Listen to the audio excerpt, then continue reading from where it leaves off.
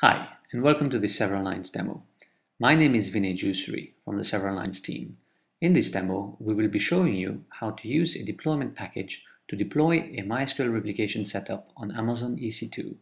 A deployment package can be generated from the Severalnines website. We will also show you how to monitor and manage your MySQL replication setup with ClusterControl. Log into the EC2 instance from which you want to launch the installation. We are using a right-scale CentOS image for the VMs. Unpack the package, navigate down to the install directory and hit deploy. The deploy script will download the binaries, install them on different machines, configure the database, install the default user privileges as specified in the configurator, bootstrap your cluster, create the MySQL user, set up the directory structures, set up MySQL system tables, etc. You should have a working MySQL setup after this installation. We will also install ClusterControl for MySQL replication, from which you can monitor and manage your MySQL replication setup. Next, we will use a browser and navigate to the ClusterControl interface. The URL is the hostname of the ClusterControl server /cmon. The dashboard shows the list of managed clusters. Now we'll view our cluster and come to the overview page of the cluster. It shows the current load on the database cluster and the statuses of the different MySQL instances, heartbeats, host statistics, individual load on instances, uptime, etc. You can see there is one master and one relay master. You can also see the replication status and if there is any lag in the replication. Clicking on it gives some more details. Next, clicking on a particular host takes us to a host stats page. Here we can see CPU, network, disk, and RAM statistics. We can also see the MySQL instance is a managed process on that host, which means that the clusterware will detect process failures and restart the process. We also have top and IOStat. Clicking on SQL layer, we can see more detailed MySQL statistics. Here you can see graphs of counters. And there are over 300 counters that can be enabled. You can enable the most important ones that you want to graph. Next, we'll have a look at management. From here, you can manually start and stop replication from any of the MySQL servers or shut down the MySQL instance itself. You can also see the logs on the different instances. From here, it is also possible to fail over the slaves. Right now, the slaves are replicating from the relay master, but this allows us to fail over all the slaves to the master instead. Alarms. We will see different types of alarms. There are database alarms, such as a MySQL server is down or replication has stopped. Users can also be notified of certain resource thresholds being crossed, such as CPU utilization, disk space, or RAM. These thresholds are user-defined. Notifications are sent via email to the admin. Backup. From here, you can create a backup schedule or you can start one immediately.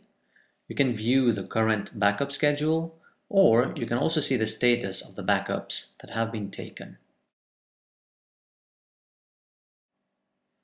Config management. From here, you can view and change the configuration of the master or of the slaves. If you change any parameter, we will verify your configuration changes before saving them. These are immediately applied to the relevant servers, and we also update the configuration files. You can then go to the job messages to view progress. Host management. You can view hosts or add new hosts to the cluster. Management agents are automatically deployed on the new host. You can then go to job messages to view the status of the job.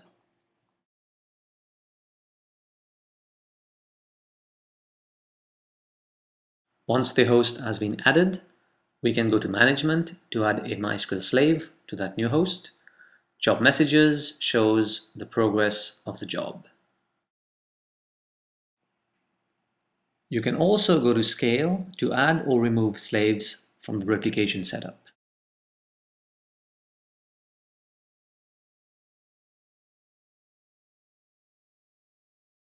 You can upload new versions of MySQL and upgrade the database instances, or you can also downgrade to previous versions. All instances will be automatically upgraded. Schema management. From here, you can view the list of databases and upload data. We will create a test database called Sakila and upload the schema and data files.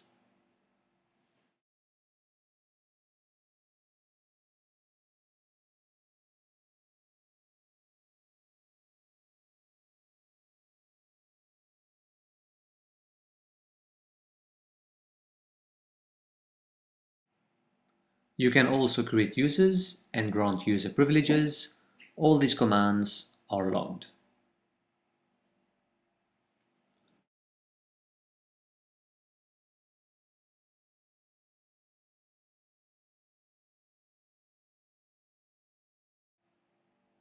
Now on to performance probes.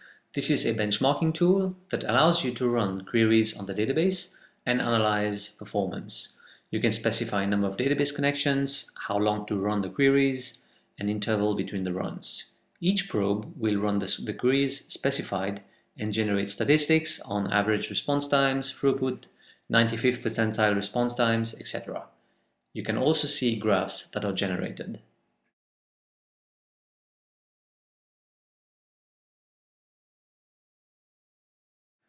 Now that we have lots of queries hitting the database, we can go to the Query Analyzer. This gives you a list of all queries running against the database instances. For performance analysis, it's extremely useful to look at the execution times or how many times a query is executed. We can then use the performance probes to iterate towards more efficient queries.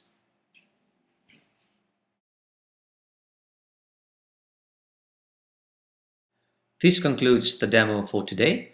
To summarize, we have seen how we can automatically deploy a MySQL replication setup on Amazon EC2. We have also seen some of the monitoring and management features of ClusterControl for MySQL replication. So thank you for your attention. If you have any questions, do not hesitate to contact us.